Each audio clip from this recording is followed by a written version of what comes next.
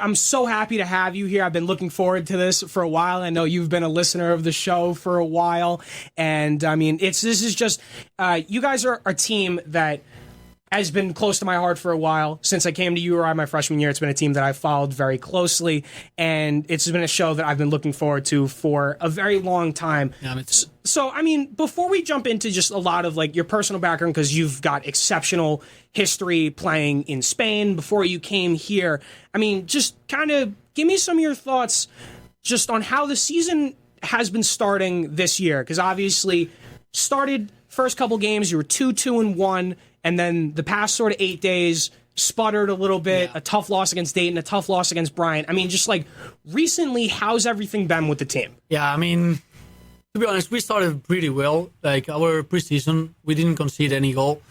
We were feeling good. You know, the team was confident, and then like the season started, and we also like felt like we are gonna have a good year. You know, like no, this is good. You know, we haven't conceded any goal. Everyone is healthy. You know, the new people, new players are looking good. And I don't know what happened the last 3 games, bro. I'm telling you, like we are just like clueless in the field. We don't know what to do. Like we need something new. I feel like also, you know, in any sport, like it's about your attitude and stuff. And I feel like in the last 2 games, we just put our hands down like too early. You know, it was like 2-0 against Dayton, and then it looked like we didn't want to play against them. And then against Bryant, we didn't know that they had such a good team. Like we were impressed, to be honest. I mean, I'm Spanish, you know, and it's like I want to say this. They had like 19 Spanish players in the roster, so it was like, okay, these guys, you know, like they are experienced. They know what they are doing. They understand the game. So I don't know. I think that we have been working on it this week, and hopefully tomorrow that we have a game, we're gonna fix it and we're gonna take the win for Rhode. And so, I mean, you've been in this sort of position before. I mean, going into last season, you or I were projected to be one of the top contenders for the Atlantic 10 in men's soccer. Last year was Patrick Ageman's final season. You had a very strong core led by a number of different seniors, and it was a very experienced squad that at the start of the year, it seems like everything was going well. You had gotten a draw against Penn State. You had played well against Hofstra, like nationally ranked teams. But then as the season started to get on, the draws really started to hinder you all as a group, because this was the first season where draws were really implemented into conference play. And then you go and you miss the playoffs. And it was brutal because it was against Dayton as well. It was the 2-0 loss at home to Dayton. So, I mean, you've been in this position before where it's like you really have to pick yourself up from difficult performances, knowing that there's a game ahead. Like it's you got to put that game on the back burner. So I mean, just like as one of the more experienced players on the team, sort of what is your message to some of the younger guys, or like what are you guys as a collective unit sort of do to fix all the issues going forward in a sense? Yeah, I understand what you say. Like what I'm gonna say is easy to say, but it's not easy to, you know, bring it to the field. I think that you gotta be consistent, and you know, like that's easy to say, but when you have, you know, I usually think that it's better to start probably like a bit worse than like starting better the season, because like you get used to it, you get comfy, and then you think, okay, we are already here, you know, like it's already done. We are the boss here. Like we are gonna do whatever we want because we have been doing it for the last, I don't know, X games, and then you get there and it's like, you know, you can play against a team that is probably, like, on the paper is worse than you, but it's a playoff. Like, a playoff is just either you die or you survive. So, like, I feel like when we are in a situation of like that, and it has happened the same in this season, you know, like, we've been playing very good the first games, and then we get, like, very comfy, you know, like, maybe you need something like this that is happening right now, like, I mean, not like 6-0 and 4-0 in 2 games, because that's tough. But maybe you need, you know, like, hey, bro, you're not that good. You know, like, you're not Lionel Messi, or you're not like any professional player. You have to like work hard and be consistent. And that's what I would say to my team is like, guys, just keep working. Like, even if we are great. And if you're playing in any team sport, complacency is usually one of the worst things for you, because as you continue to play really well, you can kind of take your foot off the gas a little bit, and then you just get used to consistently playing well. And then when you get challenged, you can't adequately respond to it. I mean, this is a position where you guys are really going to have to do it moving forward, because conference play is very difficult, especially in the Atlantic 10, because the Atlantic 10, while it may not be the most competitive on the national stage for a number of sports, men's soccer is one of the sports where the Atlantic 10 is one of the best. I mean, you look at St. Louis, you look at teams like VCU. I mean, even Dayton right now. Dayton right now we're on fire. Yeah. So this is definitely a time where like it's going to really be all hands on deck to really try and correct the ship in a sense. So before we get back to just sort of talking about the team and everything, I want to talk about you, because you have more of an interesting path to college soccer than most, especially, I mean, considering the fact that you are from Spain, from Bilbao, and that region in and of itself is of major fascination to me. It's amazing. It's a wonderful region of the country. I mean, it's just rich in history, rich in sporting history, and there's so much different like quirks to how that region works in terms of just how soccer is, or football rather, and just like Athletic Bilbao only having players from Bilbao, well, the Basque country, country, and it's just like that sense of like almost nationalism in the region is fascinating. I mean, just like tell me, growing up in that sort of culture, just what was that like in terms of like? Bro, I got goosebumps. So like, I wanted to tell you, like, being from the Basque country, specifically from Bilbao, because like Athletic Bilbao is, because we also have like Real Sociedad and Alaves, and usually if you are from that province, you are like a fan of that team. But if you are from Bilbao and you're a Athletic Bilbao fan, I'm telling you that it's something that you feel like you're a part of a family that I can't even describe. Like when you go to the streets before the game, like there are thousands of people just like looking forward for the game, and then I feel like every single kid that plays soccer there wants to be like in Athletic Bilbao. It doesn't matter, like, okay, maybe you think, okay, Barcelona, Real Madrid, like, oh, I want to be in a big team because like I want to win things. I'm telling you, like, a huge percentage would rather play in Athletic Bilbao. That's my situation actually. Like, I would rather play for Athletic Bilbao than, if I think that Barcelona or Madrid call me, 100% I'm going to Athletic Bilbao. It's just like a feeling. It's something. It's just like, it's something that's like ingrained in every child born there, because obviously like the United States is infatuated. It's almost oversaturated with so many different sports played at such high levels that like when you're born, you are a fan of so many different things. But when you go out to like a country like Spain, it is really just soccer. Like that is it. Soccer. So when you grow up in a region like that, it's fascinating to see just how different the game is looked over there, because just the perception that a lot of Americans have is like, yeah, you're a fan of it, but like most of the time it's not do or die as a true fan in the United States.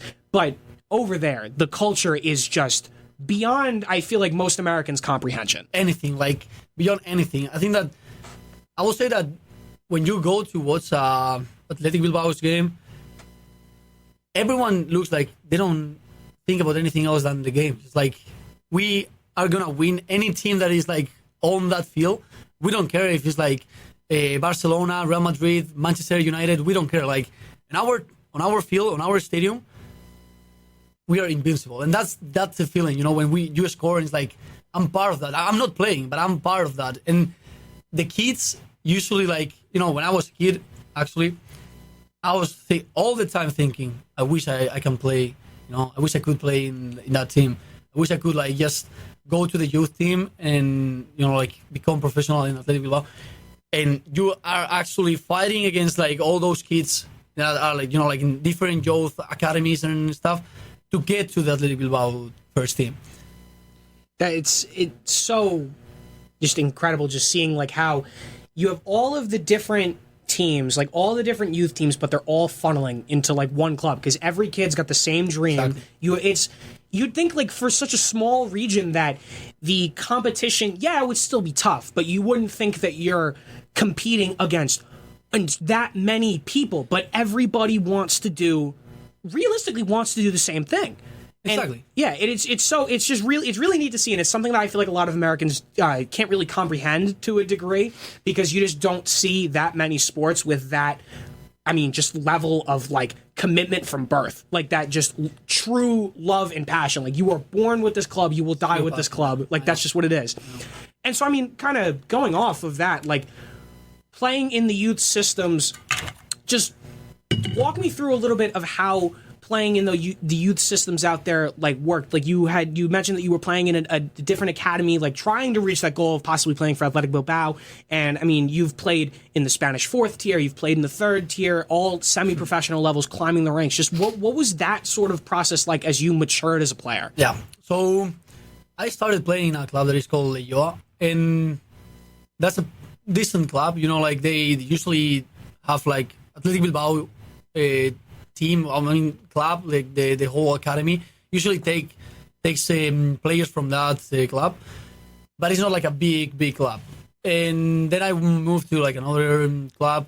This is all youth academies, and you know, I did my last year of the youth academies in Eibar. That is like, you know, the first team. It was professional. I mean, it was the first in first division.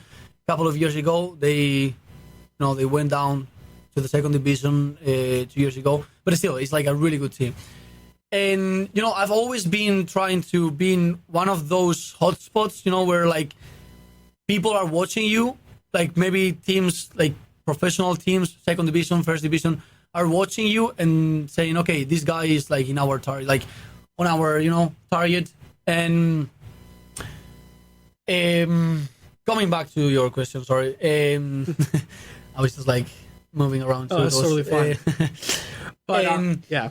What? No. So I was gonna say, I mean, just like you're going from like the hot spots where you're on the radar of a lot of these teams, and you're slowly climbing up the ranks. I mean, just what made you want to like choose Eibar, for example, or like did a lot of these academies, like were you trying out for a number of academies throughout the country? No, actually, I think it's better to be one academy, in a good academy, like for a long time. But the thing is that, you know, my last second academy was starting to get worse and stuff. So I was like, okay, I have to leave this team because it's gonna be worse for my career. And I went to Eibar that were interested in me, and then actually like Eibar wanted to sign a contract with me for like the next 2 years, but what they were offering me was like, you know, I know that I have more, you know, like skills, more like power, like more potential than this. So I moved to a 4th division team in Spain, and I was thinking, okay, you know, like I've moved in 3 years very quickly to a good point. You know, 4th division in Spain is like a good level. And then I thought, okay, maybe I have an opportunity to become professional. And the next year, a semi-professional team called me. So I was like, okay, in 3-4 years, I've moved from like a decent, normal youth academy to a 3rd division team. So I was like, if I keep training, I can be professional. Of course, it's my dream. This is like my dream, and it still be my dream. But once you get there, you realize that there are also a lot of really good players, maybe better than you, and like you realize, okay, this guy maybe is better than me. So you just like, you know, put your feet on the ground and say like, okay, I have to be realistic. Yeah, and so we were talking about this before we came on.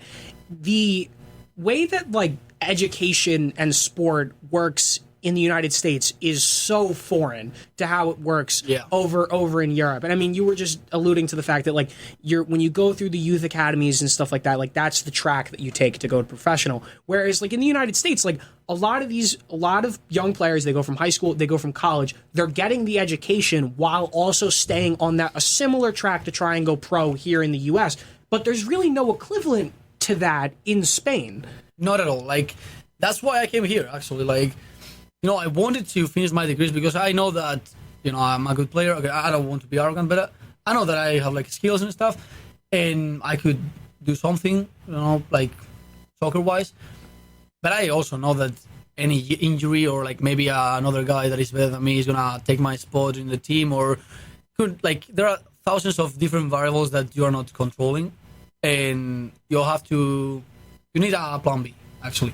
So like when you get to a point in Spain or in Europe, like there are actually different Europeans in our team, that I think that they feel the same. Like they came here for the same reason. You reach a point where you either have to study or play soccer, and you can't do both. Like, I mean, you can, but you don't have enough time. Like when I was playing for this third division team, I had to like run to the metro station from like my stadium where I trained, and then go directly to my university. The university stay like 3-4 hours, study, go back to my house. It was like a mess. So, one of my friends told me about, why don't you go to United States? Like, it's a good option. And at first I was like, nah, bro, like I don't want to go there. I don't have a good English. I don't want to, those like all that process until I get used to this new culture. But after like a month and stuff, I was like, maybe it's a good idea to finish my studies, and because they have that option. You can still play at a really good level, but also you can finish your degree. And I was like, okay, I'm gonna do it. And so then during your last season, that was during 2020-21, right at the height of COVID, like you were playing semi-pro, you'd almost gotten promoted from the division that you were in. And so, I mean, like, were there any like extenuating factors during, like, whether it was like trying to deal with the ramifications of COVID, or like if you felt sort of like a wall? I came the next year of COVID. Yeah. Well, you came to the US. I'm saying like during like 2020, 2021, yeah. Like during that point while you were still playing in Spain, that like final year while you were still there, were there any sort of like extenuating circumstances that made the decision to come to the United States easier? Well, I don't think so. I think that it was just like I was watching myself very stressed, because I mean I could do both things, study and play soccer at the same time, but I was feeling that I don't know, like I didn't have enough time. So I look up some information on the internet about like how the United States educational system works in college, and I thought, okay, this is perfect, because like they're gonna help me to finish my degrees, and also they are gonna help me to play soccer. And I was like, maybe like I think that every European actually, they think that the level here in America is way lower, but when you come here, you realize that, oh my God, there are really good players. But I think that there is a lack of tactical education. And I was like, maybe I don't want to go there, because I think that the level of soccer is not going to be good enough. But I was like, okay, fuck it, I'm going there because I want to, I want to finish my degrees. And I was also thinking, okay, they are going to convalidate it. Actually, they convalidated me so many credits from my other university, and I was like, okay, I'm gonna do it faster. Like this degree that I'm gonna do it faster. So that's probably what triggered me to go there.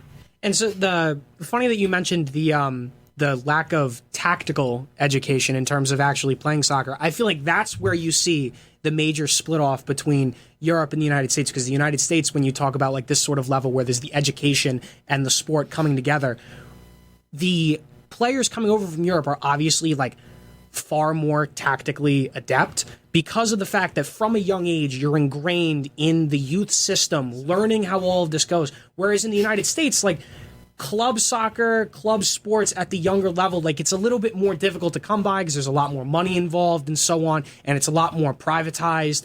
And that's very true. Like you really see like a serious gulf in quality between some of the players. And that's also, I feel like, why, especially with how the transfer portal works now, you see particularly soccer programs at these universities really switching to a predominantly European or international side. It's fascinating to see just how all of that works, and it's just like a sign of the times of how appealing the American education system has become for people abroad, but then also how appealing international athletes have been to American institutions, because now, because of just the way that college sports have become a massive like global enterprise. It's world renowned, and it's just now you've got both sort of, there's an appeal from both sides where it's like it makes sense for them to come together. 100%. Like, and the things, I mean, you have been mentioning this, that there is like a huge international, like, I don't remember. Community, yeah. And what is funny is that when we finish our like degrees and stuff, they don't let us stay here. Like, you know, like they are helping us to study in their universities. But after you finish your degree or like whatever you're doing here, your master's or whatever, then they don't want you to stay until you get a new visa or whatever. And I don't know, like I feel like the universities are realizing that, and I think, okay, sorry, 2 points. I think too fast. So I feel like if the United States, instead of bringing more European or international players, they brought more international coaches and put them instead of in the universities. If they put them in youth clubs, like they start teaching young people to understand it, because you have to understand. You have to play a lot of games.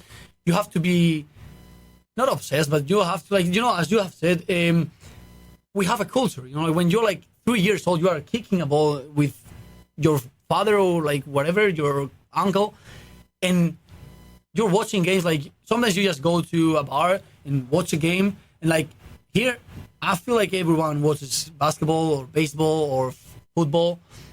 So if people start liking from a really early age and they start understanding the game, then United States is a big country. There are a lot of great people, and like 100% you're gonna have like a good good like national league and also a national team, because as I said, statistically you have like many people here, and if people are more interested in soccer than in other sports, basketball, baseball, or football, you're like, it's gonna improve like by far. I think that's something that America is beginning to realize, because as of late, you're really starting to see more attention coming on to the MLS, and you're seeing a lot more talent really funnel into the league. And I mean, like, we even know, like, Patrick Agyemang came first round pick in last year's MLS draft, coming from Division III, then coming to URI, and now ripping it up against Lionel Messi in the Leagues Cup. I mean, that's crazy.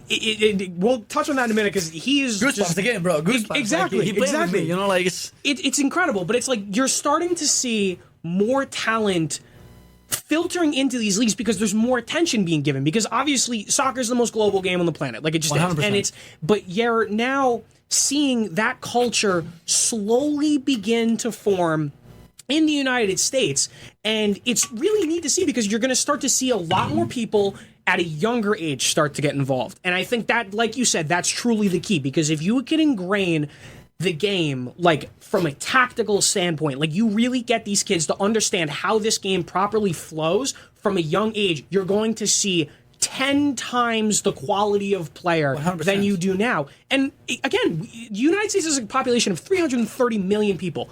You're bound to have exceptional talent. 100%, there's no doubt. Like if you put China, all the kids in China to play, they're communists and like they can do whatever. I mean, they're crazy, but they put all the kids to play soccer, they will have the best national team in the world by far, because like they have, I don't know, like 1 billion people, 1.5 billion, I don't know. Yeah. So statistically, there are going to be like 11 players that are going to be like, okay, we are great, and we understand each other. That's how it works. Like, I think that's the key. It's just. But I also think that you need something special, because like Spain doesn't have that many people in the population. We're like 46 million, I think, and we have won a World Cup. Like, also small countries have won like World Cups and stuff, and we are one of the best countries in the world, like soccer wise. But then that also kind of goes toward the culture thing. And you've got just like that culture is ingrained from birth. There's no sporting competition. Like, you don't have like the like the main like 5 sports like hockey, baseball, football, basketball, like all of that in the United States competing for favor. Spain, countries like Italy, France, like all of these other countries that have been exceptionally successful in soccer don't have any other competition. So all of their talent, all of their resources focus on that. Yeah. Exactly. So I feel like that in the United States, the fact that it has a larger population can allow for that success to grow to a level similar if the interest continues to grow. And I think that that's like we're on like a steady pace for that. I think it's happening now. And so and went on a very long tangent there. And I mean, I feel like a lot of people listening and a lot of people who will listen to the Spotify recording of this later will agree that that the United States is definitely on track to be 100%. Become an exceptionally powerful nation in terms of just like soccer ability. But I mean, one thing that I'm curious about for you is when you're coming over to the United States as an international student, an international athlete, what's that process like in terms of like sort of offering yourself up to coaches, reaching out to coaches? Like you said, you didn't really speak any English. Like you have to go reach out to people who have probably never heard of you before, and you have to pick a university to basically kind of restart a new chapter of your life. Yeah, so like I'm gonna tell you a story. When I went to the airport, when I was gonna fly from Madrid to Boston, I had my my boarding pass, and I was gonna scan it, and I was really close to turn around and tell my mom, Mom, I've changed my mind. I don't want to go. I put the ticket, like, the boarding pass, and I was like, okay, I'm all in, like, I'm gonna be there. I'm just gonna struggle with the English, but whatever has to come, it will be welcome. And then my first month, 2 months, I mean, of course, I studied English in my school in Spain, but they only use, like, teach you the grammar and stuff. So, like, you are not good at talking. And the first month and second month, I developed, a fake smile. When I didn't understand anything, like, oh yeah, you're ugly, and I was like smiling, yeah. I don't know what you're saying, but yeah, like, so, and also, like, I had to communicate with my coaches, and my head coach, is Irish, so it's like not even the same English as American or like British, or it's Irish, and it's not like that accent. And when you don't know any English, it's tough. And sometimes he had to like tell me word by word, like, Rafa, do you understand? And I was like, okay, yeah, now I understand. Thank you.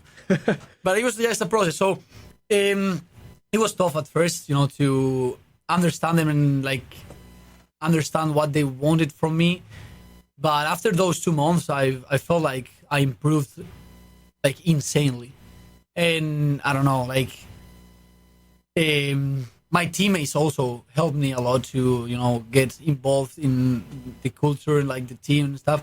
So I really appreciated that when I came here. Like, my teammates really helped me. And also, like, as I told you before we started the podcast, I said my best friend, or the guy that I get along the most is Isak, the other international from Norway. And since we were having the same experience and we had to go through the same situations and same problems and same things, he helped me a lot. Like, I was like, okay, this guy is feeling exactly the same. So, like, if I had any problem, I just went to him, like, bro, I have this problem. How can I solve it? And same, he came to me, and like that was like the key to like improve faster than I would have if I didn't have him. And it's that like mutual experience, knowing that you're both like in it together, like you're all like trying to become acclimated, like whether you're from like Norway, Spain, like you're from all these other countries on the planet. It doesn't matter, you don't speak the same language. You're all trying to achieve the same goal.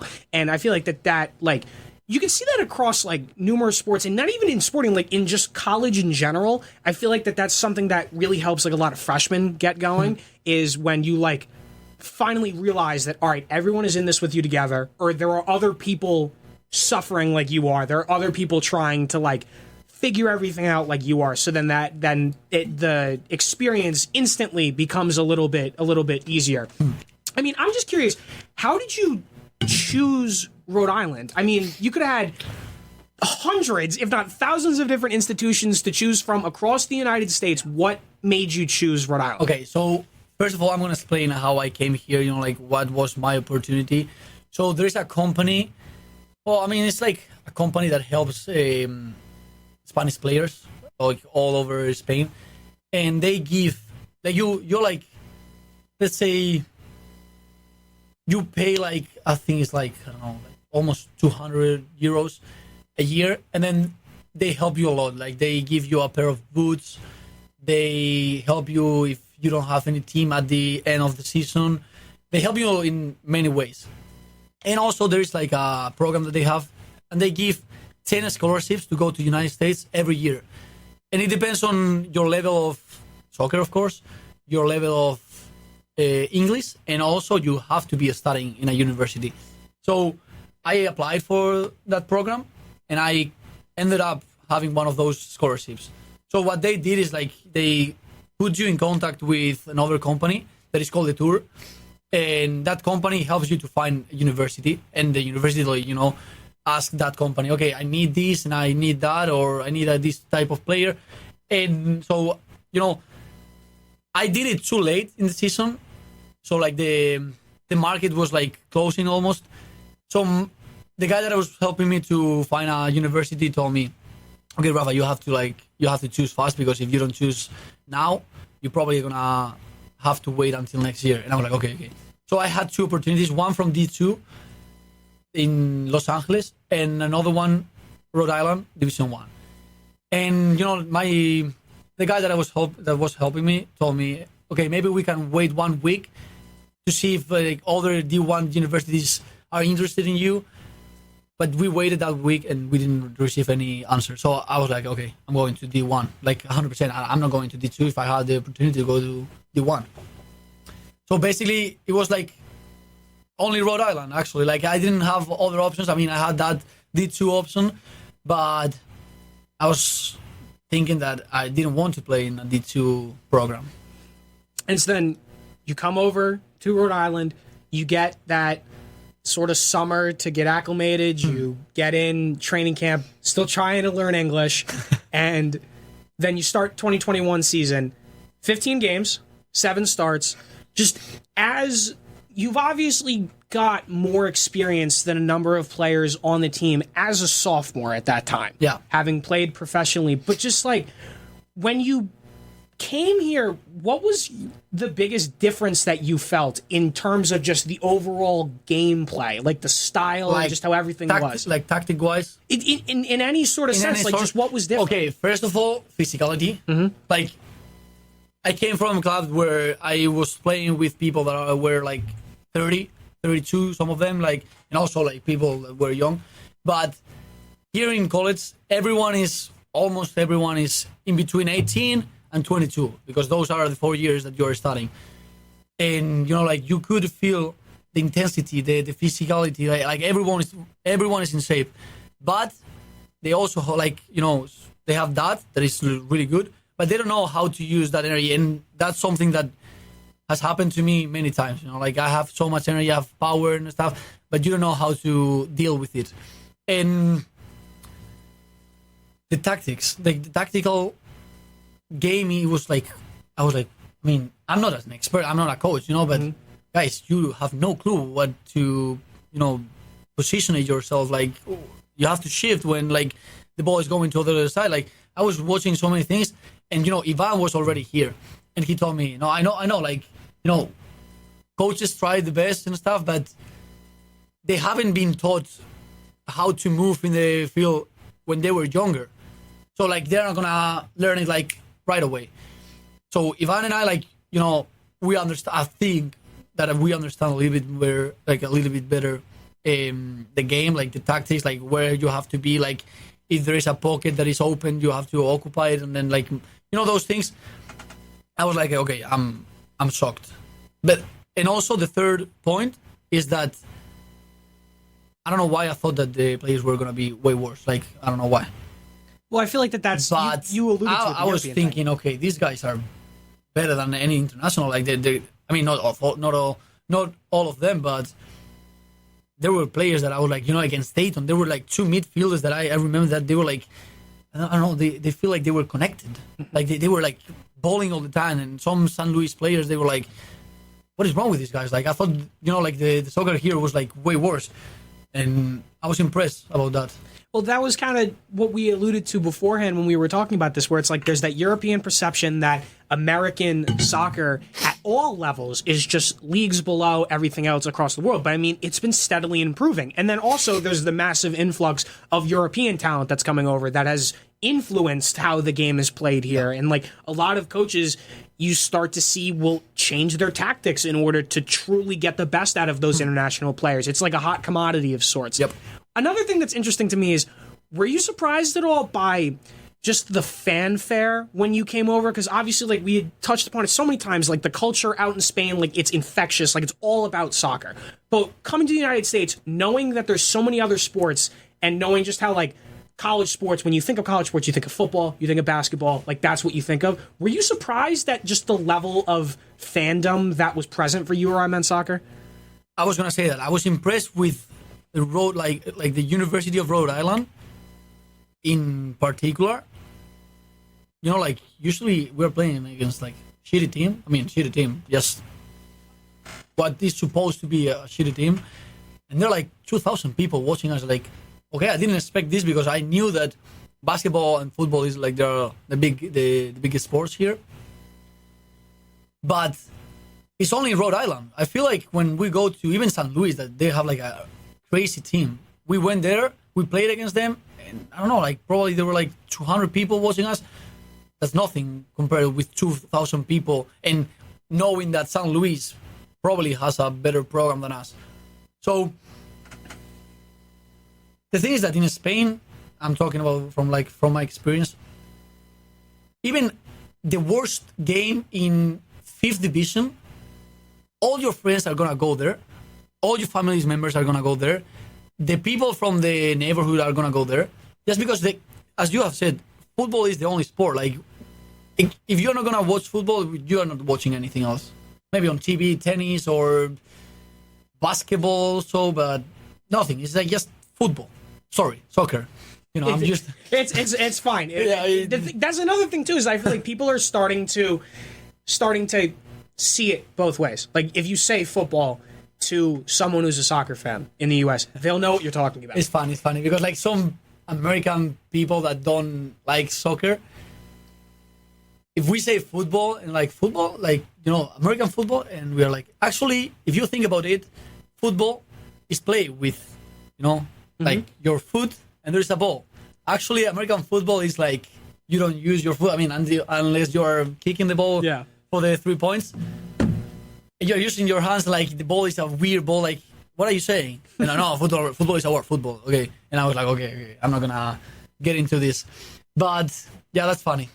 It's interesting because people get very defensive about it, but it's like, again, the culture's changing and terms are becoming universal now. So where it's like, if you were to say, if you say football, like it's that, like that term, like everyone knows it now. Like whether like they actively call it soccer, football, whatever, like at this point, like everyone knows it. Yeah, I'm gonna lie, like every time that someone says soccer, it like you feel it. A little bit. You feel it, yeah. No. But at the same time, though, the terms are interchangeable. They all mean the same thing at the end of the day.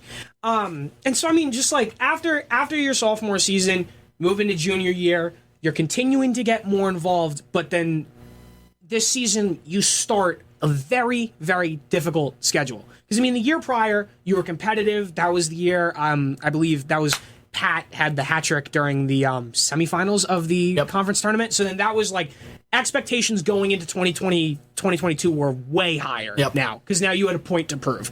You go into the start of the year, play Penn State, you draw number 14 nationally ranked Penn State. I scored. And you scored, exactly. And then after that, you play nationally ranked Hofstra. That was a 2-0 win, I believe. Yeah, but it was tough. That game was tough. The first, Exactly. Well, it's a testament to how built the roster was. Like I had said earlier in the show, there was a strong senior core and so on. Like it was a strong roster that didn't lose too many pieces from the year prior. And it was just it was a very strong roster in general. But I mean, just kind of that season, obviously, like we mentioned it earlier, it ended in heartbreak. There's really no other way to put it. Like, it ended in heartbreak. We did everything to get to the playoffs, and then in the playoffs you were just like...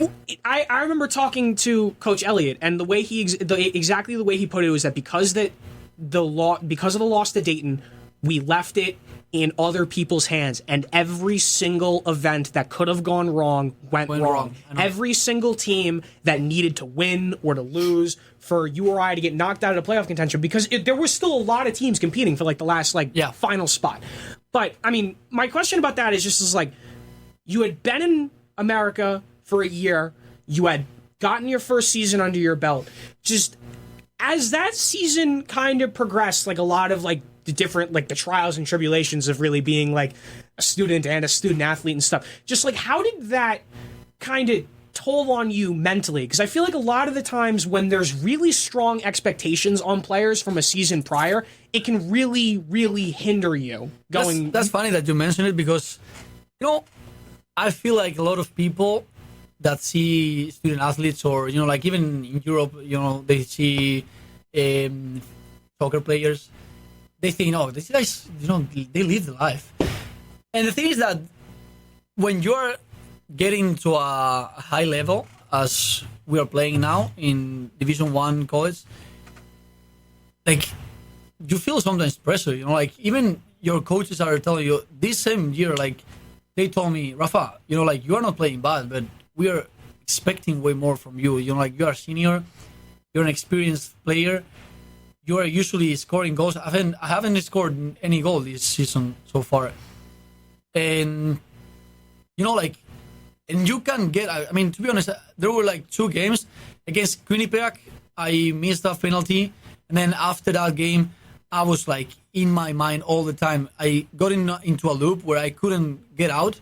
And I was, you know, like, that's something that probably people don't think that you're struggling. Like, I could be, I don't know, 80% of a day just thinking of like, okay, if I scored a goal, and like, you're like punishing yourself for something that maybe is like not that important, and that stress can lead to a bad performance, and that bad performance can lead to like another stress, and then like you get into a loop where it's difficult to get out. So last season, I don't think that I was in that situation, but this season, you know, like for 2 games, for 2 weeks, I was just in my mind, like, what is going on? You know, like, I know that everyone wants me to do more for the team. Like, I was like, I have it like there, but I can't prove it. So it was, I don't know, it's been a little bit difficult because I'm usually a scorer in the team, not as Patrick. You know, he was always all the time top scorer, but I was like, you know, second, third scorer, and this year I haven't scored any goal. So I'm like, I'm not helping my team. So that's tough. How do you pull yourself sort of out of that rut per se? Because I mean, like, obviously it's a common part of being an athlete. Like, you have the expectations, you have everything going on, but like for you, considering how high the stakes are, considering that you really, your sense of family per se is really just the team because of the fact that most of your family is all from Spain. Like, how do you pull yourself out of that rut? There are 2 factors that I think that affect that, and the first one is your personality. Like, that's a battle that you have to win by yourself. They can tell you 100 tips for Rafa, just, you know, like, read or go out and have a run to just clear your mind or whatever. But it's a fight that you have to, like, it's something that you have to figure it out. And second, and I think it's probably as important as the first point, is your friends, like your teammates. Your teammates are like, they can feel, you know, like they have been with you for 2 years, 2 years and a half. They can feel when you're like worried or you're like overthinking about a game or something. And like, Rafa, no, like, don't do that. You know, like, I've been there and it's not good. You're not going to earn anything. Just get out of that and think about the next game. And, you know, like, it's easy to say that, but just listening to that from your teammates, it's like, okay, you know, they are there. Like, at least, you know, I'm performing bad, but at least I have my friends. So I would say that's the way to get out. And it kind of goes back to like what you were talking about with Isak, where it's like you're all sort of in this together. Like, you and Isak were in it together in terms of like acclimating to a new country, but your teammates are all in this fight together in order to be successful. And when one person's down, everybody's down. Like, that's just how it works in these team sports. And I feel like what has happened in the last 2 games is that we have lost, the direction. And I think that everyone now, I mean, not everyone, but like some players have changed the direction. And that's like making the team way worse than, you can be losing 2-3 games, but if everyone is going the same direction and like everyone is trying to get to the same point, achieve the same goal, it doesn't matter. Like, you are giving everything, everyone is like the same thing, everyone is happy in the locker room, but sometimes you feel like something is going on. It's like that feeling in the atmosphere that you can feel it. And I feel that if we don't change that for the next game, it's gonna be tough. Well, at the same time, though, like, this is a team that, I mean, I've followed since I've been a freshman. Coach Elliott has experience in a lot of these situations. He's a guy that knows how to get the best out of, like, he's gotten the best out of you multiple years. So it's like he's a guy that, I mean, for me, I mean, I would trust to sort of help out. But then also you've got a whole new roster, basically. Yeah, like, there's so true. many. This was like another thing that I wanted to bring up, was that there are so many players that have come in from the transfer portal that have been thrown into the starting 11, that have really been thrown into like the continuous plans of this roster. I mean, how big of an impact has it had to have brought in numerous international talent, other talent from other universities, to like really just sort of change up what was going on? I mean, of course, like last season we were playing with people that were there for 4 years. As you have said, there were like a lot of seniors and stuff. They had like a really good chemistry in between them. So when you bring those many players to a new team, it's kind of difficult to make them, unless they have the same style, like soccer-wise, it's really difficult to make them think, act, and understand each other in the same way. So, we have, like, I've always thought that we have a really good squad individually, but I've always thought also that a bad team of 11 players a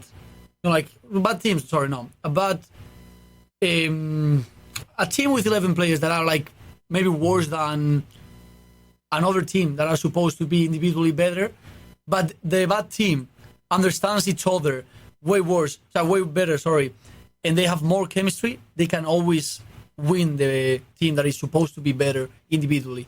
So I feel like the only way to get chemistry is with time, and also like sometimes you have like that thing that happened in between like 2-3 players that they have like a connection. Like I feel that connection with Ivan. Ivan understands like what moves I'm gonna do, or like I understand how Ivan wants to pass me the ball. So kind of difficult to have chemistry like right away. So that's what you have said right now. Like also affecting the team, having like new players. Well, one of the new players that I wanted to touch upon is Inigo. El Mago. Yeah, exactly. Another Spaniard from the Basque country. He's another guy that obviously, like, you got to get acclimated to his play style. You got to get used to having like a new guy come in. But I mean, were you like just sort of quick to befriend him, knowing that you guys were from the same country? Did you know each other before this? Just how was that relationship like, or how has that been over the past couple of months? Yeah, I mean, of course, it's easier when you share like the same culture, like, and also like it's more about the language, because they're like our goalkeeper also Edu is also from Spain, and like right away you feel like safer with those people. Like, okay, if I have a big problem where I can't express myself, I want to tell like my problem like with the exact words. It's like, okay, I can go to know them, and they know that they can come to me. And food, like soccer-wise, Iñi has a completely different style from me. But I think that he's a player that can, give me a lot of, balls, opportunities, chances to score, because he's playing as a 10. I'm a right winger. The only thing that I have told him many times, he has to release the ball like earlier. He loves having the ball. He's a baller, but you can't dribble 4 people in one play. So like I always tell him, bro, dribble 2 people because you are skilled, and then pass the ball, and then we are gonna score 100 goals. And I don't think that he's understanding it. But that all comes with time and chemistry, like you alluded to. But true. These past 2 games, probably for the majority of the squad, the lowest point that they will be in their college career, conceding 10 goals in 2 games. You've obviously been on the wrong end of conference semifinals and everything like that. So, but for a lot of the younger guys, a lot of the guys that have transferred in, this is a pretty low point at the start of a young career. But do you feel that performances like this, knowing that how bad that they were, do you feel that these are performances that are almost in a way necessary to kind of jumpstart positive things going forward, like jumpstart the chemistry to get everybody to really start all right, we're in this together. We all had to actively work together to improve. Do you think that these sort of games kind of kickstart that movement? Coach Elliott told us, I think it was yesterday, that we are now in a turning point. It's either we change direction or we just fucking drown in the misery. Because right now we are in our lowest point of the last 3 years, probably, as you have said. We can only go up. So I feel like if everyone, put a little piece of their, effort in the cake, we're gonna add up to a really structured and solid squad. But the thing is that it's on us. Right now it's on us. Every single one has to want it. And I'm going to tell you tomorrow. I'm actually going to tell you tomorrow if we are going to do well or we are not going to do well. Because tomorrow is exactly the turning point. Tomorrow is where we show ourselves. It's just to show ourselves if we are able. Even if it's La Salle, a not huge team in our conference. But if we perform tomorrow well, I think we're going to go up.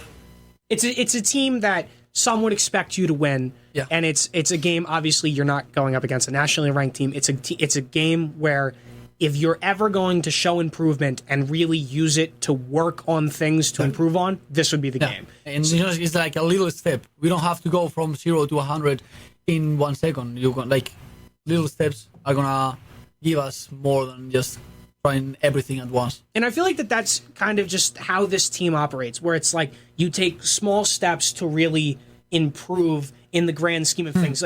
From my time here, that's what it seemed like. You see just you see a couple really good draws, a couple really good wins. Then you have a disappointing loss. Yeah. And then you kind of just have to assess the situation, understand that, all right, this was a bad loss, but we're still talented. Yep. We still talented. We still have each other, and there's still more games to play. It's that sort of next game mentality that is what's going to be key in this situation. That I feel like that you're all college athletes. That's something that you're born with. You need you put it on the back burner, like I said before, and then you just move forward, and you're able to continue. And I agree with you. I think tomorrow's game against LaSalle will be a turning point because it's the first home conference game of the year. Hopefully the rain holds off, because then that means you can get fans there. Yeah. Because conference games that truly matter at home, and if you're able to, you feel the crowd, you feel the energy all the time. Rhode Mafia, I know that you are in charge of Rhode Mafia, and I don't know, the feeling of scoring a goal, and you're even if I don't know those guys, it's just scoring and going directly towards the people that are as excited as you because you have scored. It's probably the same as when, Athletic Bilbao player scores and the whole stadium is feeling it. It's that feeling, it's not the same level, but it's the same feeling. And I wish tomorrow is not raining, but I don't know. I think it's gonna rain. I think it's gonna be tough to play. Maybe it's gonna be canceled or moved to Sunday. But even at the same time, though, you get a result here. You have to go to St. Louis. You have to go away to St. Louis and away to George Mason. Yeah. So I very much can see when coach is talking about seeing this as a turning point, because you pick up a result here. It's confidence going up against a juggernaut, like a David versus Goliath situation. But you've beat St. Louis before. You did it here. You did it in the pouring rain with that last minute goal against St. Louis last year. That was crazy. That was one of the best games I think I've ever watched. Goosebumps again, bro. I'm gonna have 3 goosebumps here. That hands down one of the best games I've ever witnessed. But at the same time, there are a lot of players from that team that beat St. Louis that are still here. So you're capable of doing it. I feel like that's something that over the next couple of days to weeks is what Coach Elliott's going to reiterate, is that all of you are talented. All of you have been able to win in numerous different situations against countless teams, countless different strengths in terms of opposition. So where it's like you're all capable of doing it. We are 100% able to do it. Yeah. Like, I have no doubt. You know, there are always bumps on the road. These ones have been too very big, but I think that we are going to do it.